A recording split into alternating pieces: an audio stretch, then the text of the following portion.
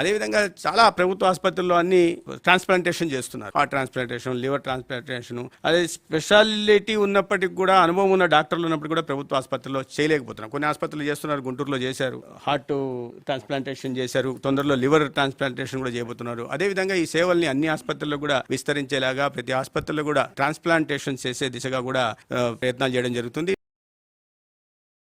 ఒక సమర్థవంతమైన డిజిటల్ లైబ్రరీని కూడా ప్రారంభించడం, అందుబాటులోకి తీసుకురావడం జరుగుతుంది. ముఖ్యంగా ఈ బోధనాసుపత్రుల్లో అన్నింటిలో కూడా మౌలిక సదుపాయాల మీద కూడా ప్రత్యేకంగా దృష్టి పెట్టడం జరుగుతుంది. ముఖ్యంగా వీటి ఏంటంటే ఈ ప్రధాన ఉద్దేశం ఈ నాణ్యమైన సేవలను అందించడం, దానికోసం ముందు మెరుగుపరచడం, ఎక్కడ కొరతలు ఉన్నాయో వాటిని గుర్తించడం, మెరుగుపరుచుకునే దిశగా చేస్తూ పూర్తిగా ప్రజల్లో, ప్రభుత్వ ఆసుపత్రుల్లో ప్రజల్లో నమ్మకం పెంచే దిశగా. ఏదైనా చిన్న ఇబ్బంది వచ్చిందనేసరికి ప్రైవేట్ ఆసుపత్రి కాకుండా ప్రభుత్వ ఆసుపత్రికి పోతే ఆసుపత్రిలో ఎంటర్ అయినప్పటి నుంచి డిశ్చార్జ్ అయి బయటకు వచ్చేదాకా మెరుగైన సేవలు అందుతున్నాయి భావన ప్రజల్లోకి తీసుకోవడం కోసం పూర్తిగా ఈ ప్రభుత్వం, ఆరోగ్య శాఖ రాబోయే 5 సంవత్సరాలు పనిచేస్తుంది. దానికి అనుగుణంగా తాత్కాలిక, మధ్యకాలిక, దీర్ఘకాలిక ప్రణాళికలు తీసుకురావడం జరిగింది.